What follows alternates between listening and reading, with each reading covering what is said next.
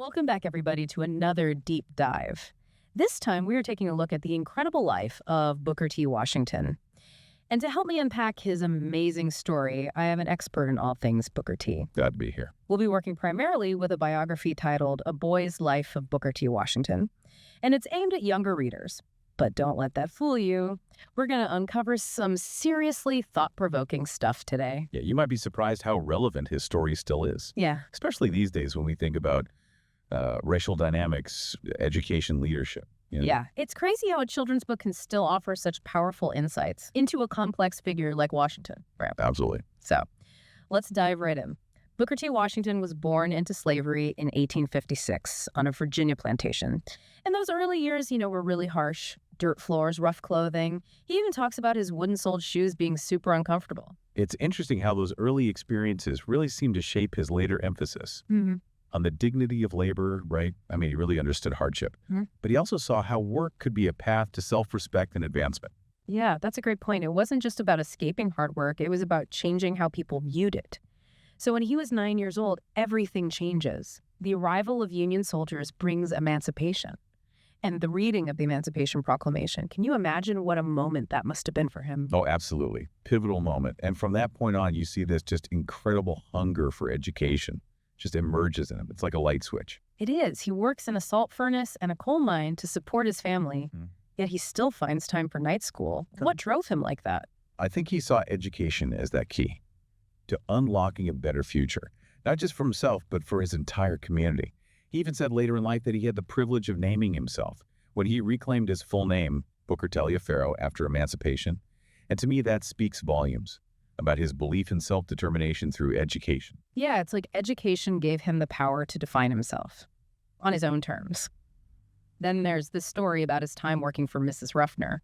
She was a stickler for cleanliness and order, and he carried those lessons with him throughout his life, always picking up trash, wanting to fix things. It seems like a small detail, but it really speaks to his character. Right. It wasn't just about being tidy. It was about taking pride in your surroundings, in your work. He even said, I never see bits of paper scattered around that I do not want to pick them up at once. So you can see how deeply those values were ingrained in him. Wow. And then at just 16 years old, he sets off on this incredible 500-mile journey to attend the Hampton Institute, a school for Black students. That journey itself is like a metaphor for his whole life, overcoming obstacle after obstacle. Oh, he's amazing. He faces his first real encounter with segregation when he's denied a hotel room because of his race. But, instead of giving up, he sleeps under a sidewalk, works odd jobs just to earn enough money to continue. It makes you wonder what was going through his mind in those moments. Did he ever doubt himself? I think it's more likely those challenges just strengthened his resolve. That story about the aroma of fried chicken tempting him while he was, hungry and exhausted, really highlights his perseverance. I can only imagine. And he finally arrives at Hampton with just 50 cents to his name. It's incredible that he made it that far. What was Hampton like? How did it shape him? So Hampton was founded on this idea of practical education, but teaching skills and trades alongside academics. And this approach really resonated with Washington. He saw the value in equipping students with the tools to become self-sufficient. And that's where the famous story of his entrance exam comes in. Right. Instead of a written test, he's asked to clean a classroom. And he does such an impressive job that he is admitted and even given a job as a janitor. It speaks to his work ethic and his ability to impress those around him. He wasn't afraid of hard work, and he took pride in doing any task to the best of his ability. He even had to adjust to sleeping between sheets for the first time, which shows just how different his life was becoming. The complete transformation from his childhood in that slave cabin, he really embraced the opportunities at Hampton. He did. He even talked about learning the importance of personal hygiene while at Hampton. He said, I sometimes feel that almost the most valuable lesson I got at Hampton Institute was in the use and value of a bath. Wow. It wasn't just about being clean. It was about self-respect and dignity. He understood that education wasn't just about books, but about becoming a well-rounded individual. But this is just the beginning of his journey, right? His time at Hampton laid the foundation for what he would accomplish later on. Exactly. His experiences there shaped his philosophy of education, his belief in the dignity of labor, and his understanding of the challenges facing Black Americans. And this all leads him to an even bigger opportunity, one that would change the course of history. Okay, I'm ready for the next chapter. Let's dive in. After graduating from Hampton, he could have easily pursued a comfortable life for himself, but instead he goes back to his hometown to teach and even spends some time at Wayland Seminary in Washington, D.C. But it seems like he was still searching for his true purpose, right? It wasn't quite the right fit. You're right. He found that Wayland's focus on traditional academics didn't really align with his vision for practical hands-on education that would truly empower Black communities. It's like he knew there was a more effective way to uplift his people. And then comes his pivotal moment. At Hampton's 1879 commencement, General Armstrong asks him to deliver the postgraduate address. And his speech, "The Force That Wins," just really resonates with the audience. Yeah, that speech was a turning point. General Armstrong sees his potential and offers him a challenging new role at Hampton, working with Native American students. Wow, that must have been quite an experience. What did he learn from working with those students? Well, these students came from diverse backgrounds. Many didn't speak English well. And frankly, there were low expectations for their success. But Washington refused to accept that. For a whole year, he lived with them, taught them, and earned their trust. He proved that with the right approach, they could thrive. Sounds like that experience really solidified his belief in individualized education, meeting students where they are and recognizing their unique potential. And then out of the blue, he gets this telegram. It says, "Booker Washington will suit us. Send him at once." That telegram was the call to lead a new school for Black students in Tuskegee, Alabama. Talk about a leap of faith. I can't even imagine showing up in Tuskegee in 1881 and finding nothing. No school building, just a $2,000 annual budget for salaries. Where do you even begin? He started by doing what he did best, connecting with people. He secured a shanty for a temporary classroom and rallied the community, both Black and white, to support his vision. And so the Tuskegee Institute officially opened on July 4th, 1881. Talk about a bold move, opening a school without any students. He had to recruit them himself. He traveled by foot, often relying on the generosity of people who lent him mules and wagons. This direct interaction with the Black community gave him an even deeper understanding of their needs and aspirations. It wasn't just about imposing his ideas. It was about building something together, something that would truly serve the community. Exactly. He secured a 100-acre abandoned plantation for the school, which was a huge step, but it came with a $500 debt. It seemed like every step forward came with a new challenge. But he never gave up. He instilled in his students the same values of hard work and self-reliance. That he had learned along the way.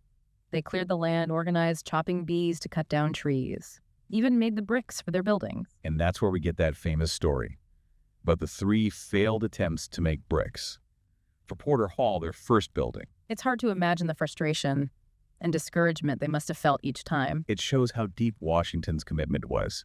He ended up pawning his own watch to fund a 4th attempt, and this time they succeeded. Wow, that's incredible. Talk about leading by example. He wasn't just asking his students to work hard. He was right there with them, facing the same challenges. And he wasn't just focused on academics either. His vision for Tuskegee was much broader. Yeah, he believed in practical education, teaching skills that would directly improve the lives of his students and their communities. Tuskegee offered training in everything, from agriculture and carpentry to blacksmithing and dressmaking. It wasn't just about theory. It was about giving them the tools to become self-sufficient and contribute to society in a meaningful way. I've even heard that the commencement ceremonies at Tuskegee were unique. Oh yeah, instead of just giving speeches, students would showcase their skills in real-life scenarios. Imagine a young man building a miniature house right on stage, demonstrating his carpentry skills. Or a young woman presenting her latest dress design fresh off the sewing machine. It was about demonstrating mastery in a tangible and relevant way. It sounds so innovative, even by today's standards. But all of this must have required a tremendous amount of funding. How did he keep Tuskegee afloat? Fundraising was a constant struggle. He traveled the country tirelessly advocating for the school and soliciting donations. One story that really captures the spirit of this effort is about an elderly woman who donated 6 eggs. 6 eggs? Yes, they were her most prized possession. Yet she gave them willingly to support the education of these students. Washington understood the profound significance of such sacrifices. He recognized that every contribution mattered, no matter how small. It's a powerful reminder that even in the face of poverty and hardship, people are willing to invest in the future. He must have been quite a persuasive speaker to gain support from such diverse groups. He was. He even managed to secure funding from prominent philanthropists like Andrew Carnegie and Julius Rosenwald. These larger donations were crucial for Tuskegee's expansion. But it sounds like he never forgot those smaller contributions, the people who gave what they could, even if it was just a few eggs. He understood the power of community support. Absolutely. And as Tuskegee flourished, so did his influence. He wasn't just an educator anymore. He was becoming a national voice for Black Americans. And that leads us to one of the most significant moments in his journey. His famous speech at the Atlanta Exposition in 1895. Exactly. This speech catapulted him to national recognition and solidified his role as a leader. Okay, let's talk about that speech. What made it so groundbreaking?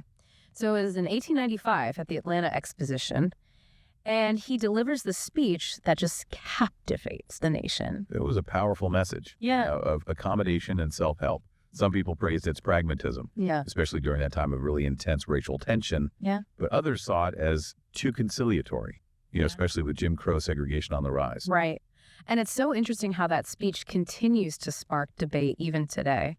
What do you think he was trying to achieve with that message? I think he was walking a very fine line. He was calling for Black Americans to focus on building their own economic and educational foundations. But at the same time, he was also appealing to white Southerners to recognize the value of Black contributions to society. It was a strategy, aimed at gradual progress through mutual cooperation. He seemed to understand that real change wouldn't happen overnight. It's a message that still resonates today, even as we grapple with, ongoing issues of racial injustice. It certainly does. And the impact of that speech was undeniable. A journalist named James Creelman, who was deeply moved by Washington's words, declared him a worthy successor to Frederick Douglass. Wow. So from that point on, Washington becomes one of the most prominent voices for Black Americans in the country. But he didn't just give speeches. He was a tireless advocate pushing for change on multiple fronts. Can we talk about some of those initiatives he championed beyond Tuskegee? Absolutely. One that really stands out is his founding of the National Negro Business League in 1900. He recognized that economic empowerment was essential for Black advancement. So the League provided a platform for Black businesses to connect, share ideas, and advocate for their interests. It was a way to build Black economic power from the ground up. From the ground up. And he was also deeply committed to supporting Black farmers. Yes, he was. Really? He recognized that crucial role they played in the Southern economy. So he organized the Tuskegee Negro Conference to promote agricultural innovation and share best practices within the Black farming community. It's all about building self-sufficiency and resilience. It's incredible how much he accomplished. And on top of all of that, he was a prolific writer. His autobiography, Up From Slavery, is considered a classic. Oh, it is. And he used his writing to further his message of racial uplift and inspire others to action. He truly understood the power of storytelling. His writings reached a broad audience and helped to shape public opinion and influence policy decisions. He was a master at using personal anecdotes and vivid imagery to make his points resonate with readers. He was a multifaceted leader, tackling complex issues on so many different levels.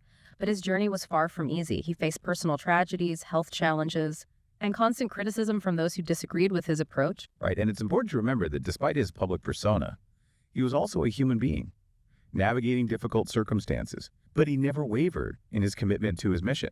Even as his health declined, he insisted on returning to Tuskegee. He said, "I was born in the South. I expect to die and be buried in the South." And he died there on November 14th, 1915, leaving behind an incredible legacy. It really is an incredible story, a testament to the power of perseverance, believing in yourself and your vision, even when others doubt you.